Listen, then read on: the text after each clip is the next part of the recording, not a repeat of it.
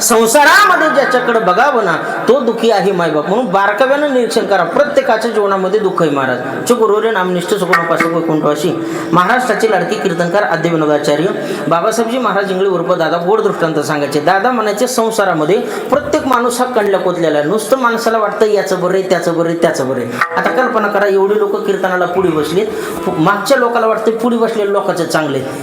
कसं चांगले? पुढे बसलो की कीर्तनकार महाराज ठळक दिसतो म्हणून त्यांना वाटतं यांचं चांगले. आणि लईच कीर्तनकाराने बोर कीर्तन केलं, लोक डोळे झाकायला लागले पुढले की मग ते कसं करतात, मागच्याच बरे पाहिलं मग तंबाखू चोळता येते. म्हणजे ह्याला वाटतं त्याचं चांगलं, त्याला वाटतं याचं चांगलं. पण महाराज म्हणतात जो देखो सो दुखिया बाबा, यांच्यातही सुख नाही आणि त्यांच्यातही सुख नाही. प्रत्येक माणूस दुःखी महाराज. नुसतं माणसाला वाटतं याचं बरे त्याचं बरे. महाराज दृष्टांत सांगायचे. दोघं जण मित्र होते. एक मित्र दुसऱ्या मित्र म्हणला, राम भाऊ चल ना माझ्यासोबत आपण दोघं लग्न करू. म्हणलं बिघाडा का काय रे, सुखाचं जीवन आनंदात एकटा जीव सदाशिव कोंकडे राहा कोंकडे का, मजेत जीवन चालून कशाला दुःखाच्या काय जीवन लोटीतो. नको म्हणला. नाही नाही म्हणला, लोक म्हणतात घर बांधूनच बघावं लग्न करूनच बघावं. बघत म्हणला कसं असतं ते. चल माझ्यासोबत. दोघंही एकूणमाकाच्या नादाने गेले महाराज. सुंदर मुली बघितल्या, लग्न जमलं, हुंडा ठरला, तारीख काढी, लग्नही झालं. आणि योगा योगाने दोघं शेजारी शेजारी राहू लागली. समोरासमोर दोघांचं बी घर. याच्या खिडकीतून पाहिलं तर त्याच्या घरातलं दिसायचं आणि त्याच्या खिडकीतून पाहिलं की याच्या घरातलं दिसायचं. 8-15 दिवस जरा बरं चाललं दोघांचं बी. पण पुन्हा संसाराचं गाडं जसं प्रत्येकाच्या गाड्यात अडकतं आणि पुन्हा माणसाला ओढीतच न्यावं लागतं, तसं त्यांनाही ओढीत न्यावं लागलं महाराज. ना विलाचं नाही. एक कुटुंब असं असायचं महाराज, 24 तास हसायलेलं. याचं हसणं झालं की बायको हसायची, बायकोचं झालं की हे हसायचं. बारी बारीनं हसायचं एक कुटुंब आणि दुसरं बारी बारीनं रडायचं. त्याचं रडणं झालं की ही रडायची, हीच रडणं झालं की ते रडायचं. असं दोघांचंही चाललं महाराज. दोघांची मंदिरा शेजारी गाठभेट झाली. राम राम शम शम झाला. म्हणला कसं काय मित्रा बरं आहे का, कशाचं बरं कशाचं काय, तुझ्या नादी लागून 7 जन्माचं वाटोळ करून घेतलं म्हणला राजा.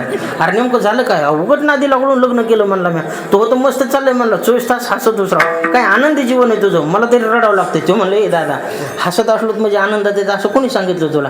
ते म्हणलं मग हसणं का दुःखाचं प्रतीक आहे का काय. अरे 24 तास हसतात म्हणला, तुझं हसणं झालं की बायको हसते, बायकोचं झालं की तू हसतो. बारी बारीनं हसतात आणि पुन्हा म्हणतात दुःख आहे. हसणं किती आनंदाचं आहे. तो म्हणला राजा हसण्याचे कारण काही वेगवेगळे असू शकतात. मला काय कारण आहे काय नाही म्हणला. माझी बायको पोळ्या लाटायची. इकडं काय म्हणते तुमच्याकडे बेलणं का लाटणं, बेलणं घेते म्हणला, पोळ्या करायचा नसं भर दिवशी बघून आणते म्हणला. खोकलं का मी हसू देऊन लागलं का ते हसते. इतकाच बदल आहे, बाकी काही नाही. महाराज माणसाला वाटतं याचं बरं आहे त्याचं बरं आहे त्याचं बरं आहे. बरं कोणाचं नाही. जो देखे सो दुखिया बाबा सुखिया कोई नाही रे. प्रत्येकाच्या जीवनामध्ये दुःख आहे मायबाप. जरा बारकाव्यानं निरीक्षण करा. आता इथं बसलेले 70% लोक, बऱ्याच लोकांना वाटतंय महाराज लोकांचं बरं आहे. खातीत पितीत मजा मारतीत बेटे गुलाबजाम काय बासुंदी काय श्रीखंड काय जिलेबी काय. बरेच लोकांना महाराजाचं खाणं दिसते. काही लोकांना महाराजाच्या गाड्या दिसतात. कोणाची इनोवा, कोणाची फॉर्च्युनर, कोणाची नॉक्सॉन, कोणाची पोजेरो, कोणी विमानानं, कोणी हेलिकॉप्टरनं. बऱ्याच लोकांना महाराजाचं फिरणं दिसायले. काहीला वाटतं महाराज लोकांचं कोणाचं 11,000, कोणाचं 25,000, कोणाचं 50,000, कोणाचं लाख, काहीला पाकिटं दिसायला लागली. बऱ्याच लोकांना वाटतं महाराज लोकांचं चांगलं आहे. पण मायबाप नारदाच्या गादी उभं राहून सांगतो महाराज लोकांचं किती जीवन बेकार आहे हे महाराजाच्याच जीवाला माहीत असतं. जावे त्याच्या वंशा त्या रोजचं 1000 500 किलोमीटरचं प्रवासी जीवन, तारेवरची कसरत आहे महाराज. रोज या मला भेटून निघावं लागतंय. घरून निघताना मंडळीचं कुंकू पासून निघावं लागतं. आलो तर तुझा, गेलो तर कीर्तनाच्या गावाचा, ते बी कोणी जवळ करीत नाहीत पुन्हा. समजा इतकी बिकट अवस्था महाराज. सोपं नाही बघा तुम्ही. लोक आमच्यावर प्रेम करतात पण कुठपर्यंत ह्या लोकांचं प्रेम रामेश्वर दादा कुठपर्यंत आहे. कीर्तनाची तारीख घेते त्या दिवशी फोन करते तर महाराज अशी तारीख आहे म्हणून दादा मला तारीख घेताना फोन केला, पत्रिका टाकलो, एक फोन केला महाराज अशी पत्रिका टाकली, तुमचा एवढा दिवस आहे, वेळेला हजर राहा. आणि ज्या दिवशी कीर्तन आहे त्या दिवशी लोक एक सकाळपासून फोन करतात महाराज किती वाजता येणार आहेत. महाराजांनी म्हणून येतो 7-8 वाजूस. तर काय करायचं जेवायला तुम्हाला, तुमच्या आवडीचं काय, इथून लोकांची सुरुवात असते. महाराज तुम्हाला बाजरीची भाकर जमते, ज्वारीची जमते का चपाती जमते, दूध कशात जमतं, गाईचं, म्हशीचं, शेळीचं, मेंढीचं नाही कोणी खात समजा. पण उभं लोक चौकशी करून घेतात. सगळं पंचपाकवानाचं ताट महाराजासाठी आवडीनं तयार करून ठेवतात महाराज. आणि महाराजाला सारखे फोन करत राहतात, महाराज कुठपर्यंत आलात, कुठपर्यंत आलात. महाराजांनी म्हणावं आलो गावाच्या वेशीपर्यंत. गावाच्या वेशीपाशी महाराज आले म्हणलं की सप्त्यातल्या कमिटीतले 10-15 लोक महाराजाच्या स्वागतासाठी पळतच गाडीच्या पुढे आडवे येतात महाराज. त्याच्यातले 2-4 माणसं गाडीच्या महाराजाचा दरवाजा उघडायला आणि 2-4 माणसं मध्ये बसलेला महाराज उपसून बाहेर काढायला. कसं तरी त्या महाराजाला अलगद बाजूला घेतात. महाराज गरम पाण्याचा बकेट असतो, कोरा करकरीत टावेल असतो आणि नवा साबण असतो न कोणी फोडलेला, आणि तसं सुंदर पद्धतीची पाद्यपूजा करतात, निरंजने ओवाळतात. घरामध्ये या ठिकाणी रांगोळ्या घातलेल्या असतात, पाट टाकलेले असतात. पंचपक्वान्नाच्या ताटावरती माणसं आग्रहपूर्वक लोक या ठिकाणी जेव घालतात. आता लोक मला आग्रह करतात, महाराज घ्या चतकोर मगाच्या सारखा. आता माझं कसं आहे महाराज, कधी कधी मला आग्रह सहन होतो छत्रपती महाराज, कधी कधी होत नाही. त्याचं कारण आहे माझ्या गाडी चालवायला कधी ड्रायव्हर असतो कधी नसतो. ज्या दिवशी गाडी चालवायला ड्रायव्हर असं ना त्या दिवशी मोकळ्या मनाने जेवता येतं मला. म्हणजे अर्धी चतकोर जरी आग्रहास्तव आधी गेली तर काय वाटत नाही, पण गाडी चालवायला ड्रायव्हर नसला की थोडं मापात खावं लागतं. का मापात खावं लागतं त्याचं कारण आहे, एखाद्या भक्ताच्या आग्रहास्तव अर्धी चतकोर पोटात गेली तर ही ढिरी थोडी पुढे येते, आणि गाडी चालवायला बसलो की स्टिअरिंगला चिटकती. पण वाहणारा माझ्या पुढचा होता, तो म्हणला महाराज एवढाच प्रॉब्लेम आहे का तुमचा? मी म्हणलो हो, सोपं गणित आहे की राव म्हणला. मी म्हणलं काय करायचं, सीट थोडंसं मागं घ्यायचं. मी म्हणलं बेटा पुन्हा पाय पुरत नाही, एक ताप आहे का मग पाय तेवढेच पुटत तेवढेच जिथे तिथं सगळा मिळ. इतकी बिकट अवस्था आहे महाराज. बरं ह्या लोकांचं सगळं एवढं सहन करून एवढं प्रेम वाटतं या लोकांचं पाहिलं की असं वाटतं कीर्तन संपलं माघारी घराकडे सुद्धा जाऊ नये, एवढं ही लोक प्रेम करतात महाराज. पण कुठपर्यंत हे प्रेम काय तोंडाने सांगत येत राव, कीर्तन गळ्यात शपथ राव, किती अवघड कीर्तन संपुस्तरच यायचं प्रेम महाराज. एकदा का 11 वाजले आणि 11 वाजता महाराजाचं साडं भरलं, साडं कळतं इकडं, नारळ दक्षिणा दिलं, शेवटचा बुका लावला आणि एकदा जे हरी करून महाराज गाडीच कोंबलं म्हणते ते. याचा महाराज गाडी ढकलीला, गळ्यात शपथ सांगतो पण नारदाच्या गाजून आजपर्यंत पुन्हा कोणाचाच माघारी फोन आला नाही. नेमका महाराज घरीच गेलाय का, घाटातून खाली उतरलाय का, वाटात एखाद्या ट्रकाखाली सापडलाय का, 10-5 जण धरून बेसरमात नेऊन आणलाय, कोणी चौकशी करीत नाही. महाराज गेला काही. लईच कीर्तन आवडलं तर पुढल्या वर्षी म्हणतात म्हणून दादा गेल्या वर्षी ते इतकं कुठून आणलं होतं.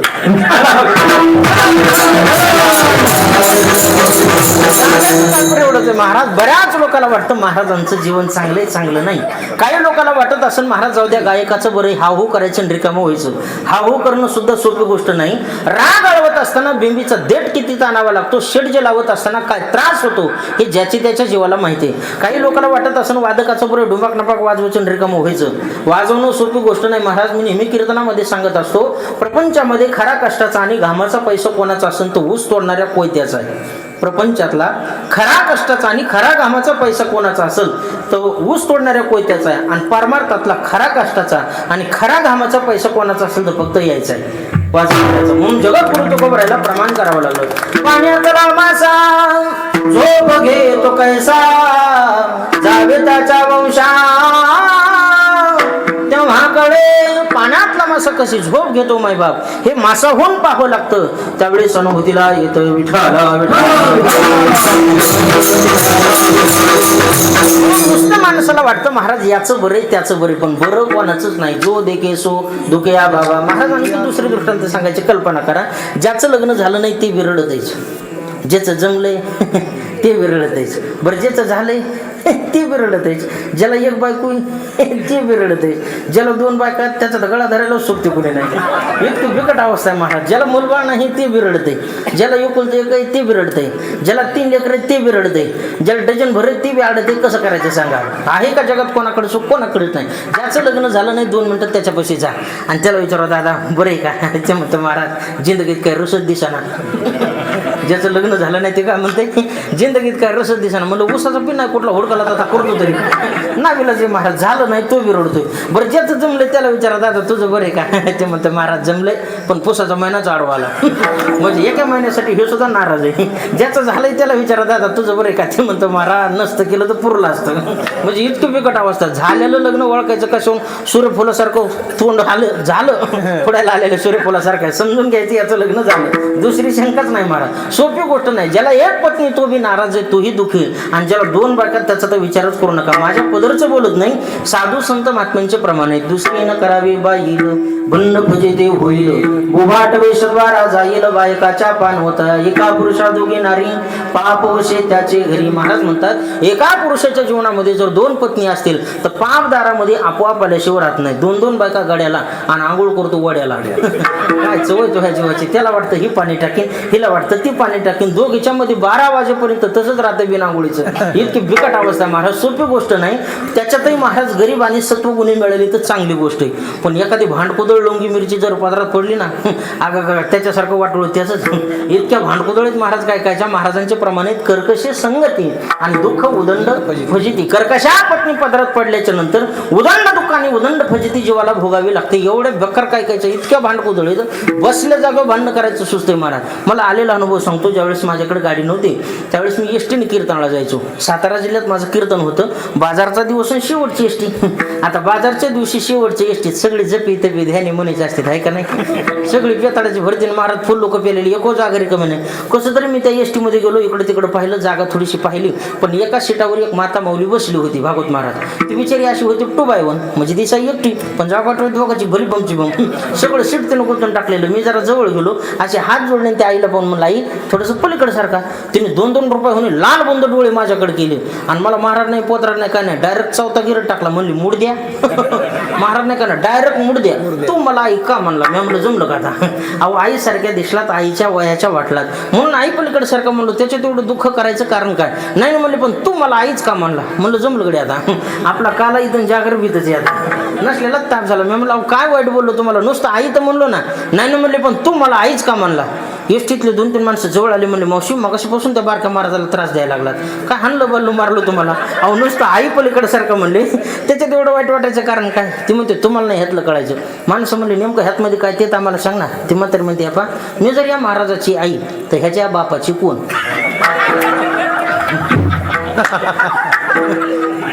मी जर ह्या महाराजाची आई तर ह्याच्या बापाची कोण. 15 मिनिटात मी मनात विचार केला अविनाश महाराज जर म्हातारी मला 15 मिनिटात इतकं बेजार करीत असेल त्या म्हाताऱ्याचा किती भोगा वाचेल.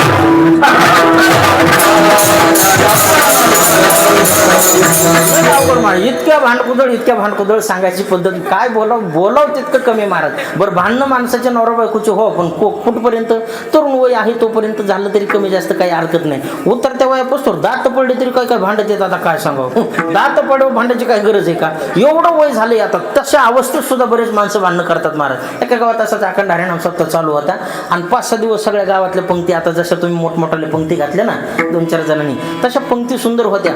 आणि मग बरंचसं काही पंक्तीचं तेलकट तुपकट खाऊन म्हाताऱ्याला कंटाळा आला. म्हातारी एक दिवशी घरी गेलं म्हातारी म्हणते काय एक काम कर आता हे रोजच खाऊन जरा कंटाळा आलाय आज मस्तपैकी बेसन भाकर कर बरं दोघाला. म्हातारी म्हणली काय हरकत नाही तुमच्या मनावर स्वयंपाक करते म्हणली. म्हातारीने मोजून केले 4 भाकरी महाराज आणि थोडं बेसन केलं. आता 4 भाकरी बेसन केल्याच्या नंतर बरोबर म्हाताऱ्याला 2 भाकरी स्वतःला 2 भाकरी घ्यावं का नाही. म्हातारी हुशार भांडायचा छंद महाराज लय भांडकुदळ. म्हातारीने काय केलं 3 भाकरी आपल्या प्लेटमध्ये ठेवल्या ताटामध्ये आणि एकच भाकर म्हाताऱ्याला वाढली. म्हातारा आलो रुबाबात. म्हातारा म्हणला काय समजते मला. म्हातारी म्हणले काय समजते म्हणजे एक भाकर खात असतो का. घरचा मालक आहे मालक घराचा मालक तुझा बे मालक आहे मालक म्हणून मी 3 भाकरी खाणार तू 1 भाकर खाय. म्हातारी म्हणली जमणार नाही मी केल्या 3 भाकरी मी खाणार 1 भाकर तुम्ही खा. म्हातारा म्हणलं अजिबात जमणार नाही. इतकं पेटलं म्हातारा थोडं समजूदार होतं. म्हातारा म्हणलं एक काम कर आता तू बी काय माघार घेणार आणि मी बी काय माझं गरम रक्त असल्यामुळे मी बी माघार घेत नाही पण वर मग एक ठेव म्हणला. आता दोघांनी शांत बसायचं म्हणला अजिबात बोलायचं नाही. जे पहिल्यांदा बोलन त्याने 3 भाकरी खायच्या आणि जे शेवटला राहीन त्याने 1 भाकर खायची. असा नियम केल्याबरोबर महाराज दोघंही शांत झाले. बोलाव कसं बघता संध्याकाळ झाली महाराज कीर्तनाचा टाइम झाला. लोक पुकारो बेजार. महाराज आले बी कीर्तन झालं बी लोकांनी जागर केला निघून गेले. म्हातारी त्या भाकरीकडेच बघत बसायचं. म्हातारा म्हणायचं जर बोलावा तर म्हातारी 1च भाकर खाईन म्हातारी 3 भाकरी खाईन आणि आपण 1च भाकर खातो. काय करावं काही कळना. बघता दोघंही शांत झाले. दुसऱ्या दिवशी सकाळ उजळली महाराज. गाव सगळं उठलंय मंगलमय. या ठिकाणी स्नान गावानं केलं. ह्यांची घराची कडी तशीच लावलेली. 12 वाजेपर्यंत कोणीच घराच्या बाहेर आलं नाही. उठावा तिकून होता म्हातारी 3 भाकरी खाईन मला 1च राहीन. काय करावं काही वेळ लागा ना महाराज. बघता गावातले कार्यकर्ते म्हणले अरे ज्यार्थी ह्या घराचं दार पाठ सकाळी 5:30ला उठत असतात सडा संमार्जन करत असतात रांगोळ्या असतात. ह्या घरातलं आज कोणीच उठलं नाही. चला बरं म्हणले काय झालंय ते बघू. दाराची कडी वाजवली महाराज. कडी वाजवली तरी म्हातारं आव म्हणे ना म्हातारी आव म्हणे ना का म्हणे ना त्यांना माहिती म्हातारा आव म्हणलं की 3 भाकरी खातंय आणि नाही म्हणलं की म्हातारीला एकच राहते. काय बोलो कोणालाच काय कळाना. कसं तरी 2-4 माणसाला तरुण पोरांनी घेतलं, घराचे पत्र बाजूला केले आणि घरामध्ये तरुण मंडळ सोडलं. महाराज बघितलं तर हे म्हातारं शांत, म्हातारी शांत. म्हातार म्हणलं बोलायचंच नाही, गप राहावं तर जमतंय म्हणलं, नाही तर 3 भाकरी जातात आपल्या. गप राहिलं तर गप आहे म्हणलं, नाही तर 3 भाकरी जातात. म्हातारी बोला ना, म्हातारं बोला ना. गावाला वाटलं ज्या अर्थी हे दोघंही शांत झालेत आणि दुपारपर्यंत घर उघडलं नाही, त्या अर्थी नक्की आता ह्या दोघं बी वैकुंठ यात्रेला गेलेत. म्हणजे आता काय खरं नाही, ह्यांना उचला. सगळं गाव जमा झालं, तयारी करू लागलो. महाराज आंघोळीची तयारी केली. महाराज पाहुण्यारावळ्याला फोन केली, सगळे बोलवले. आता आंघोळीचं पाणी कसं असतं माहिती आहे तुम्हाला, कारण आता आपल्याला जेव्हा कळून तेव्हा मेळ लागायचा नाही, आपल्याला ठेवून तेव्हा, बरोबर आहे का नाही. त्या पाण्यामध्ये असं म्हणतात पुन्हा गार पाणी टाकीत नाहीत असं म्हणतात बाबा लोक. चांगलं उकळी असतं पाणी गरम होऊ दिलं, तसल्या गरम पाण्यानं म्हाताऱ्याला आंघोळ घातली. म्हाताऱ्याला थंड पाण्याने आंघोळ करायची सवय आणि इतक्या गार पाण्याने इतक्या गरम पाण्याची आंघोळ म्हाताऱ्याला घातलं. म्हाताऱ्याच्या अंगाची लाईलाच झाली, पण आरडावा तर एकच भाकर आहे. आरडावा तर एकच भाकर आहे म्हणला, पुन्हा भाकर भेटणार नाही आपल्याला. त्याच्यामुळे शांत म्हातारी शांत आणि म्हातारा शांत. गपचूप बसले. महाराज आंघोळही झाली, लोकांनी ताटी तयार केली, ताटीवरही टाकली, आवळून बांधली, डोक्यावरही घेतले चौघांनी खांदेकरी. म्हातारी एखाद्या दिशेनं चालून, म्हातारा एखाद्या दिशेनं चालू. राम नाम सत्य, राम नाम सत्य हे. म्हातार म्हणलं आता काय करावं, पण शेवटी आता म्हातारी म्हणली सकाळपासून मी बोलले नाही काय, म्हातारं बोललं नाही काय, नेमकं झालंय काय बघावं म्हणली. म्हणून म्हातारीनं अशी थोडी मान हालून बघितलं तर म्हाताऱ्याची अंत्ययात्रा चाललेली. माय म्हणली भाकरीच्या बाई मरण ना म्हातारं, भाकरीच्या बाई मरण, बोललेलंच बरं. पण म्हातारीला वाटलं जर बोलावं तर एकच भाकर आपल्याला, 3 भाकर म्हाताऱ्याला. काय करावं काहीच कळना. शेवटी स्मशानभूमीपर्यंत नेलं महाराज आणि प्रेत यात्रा खाली ठेवायच्या अगोदर म्हातारी मोठ्यानं आढळली, मालक 3 तुम्ही खा आणि 1 मी खाते. पण बोला आता 3 तुम्ही खा, मी 1 खाते, पण तुम्ही बोला आता. आता अंत्ययात्रा चालल्याच्या नंतर 4 जणांच्या खांद्यावर आहे आणि प्रेत उठून जर 3 तुम्ही खा आणि 1 मी खाते म्हणलं, खाली कोण असते 4 जे खांदेकऱ्यांनी वरून सोडले म्हातारा सोडून सगळं पळून गेले. महाराज मला सांगायचं तात्पर्य इथपर्यंत कुठं माणसाचे शेवटच्या टोकापर्यंत भांडणं असो का, हे वय नाही भांडायचं, पण बरेच लोक ह्या वयापर्यंत सुद्धा भांडतात.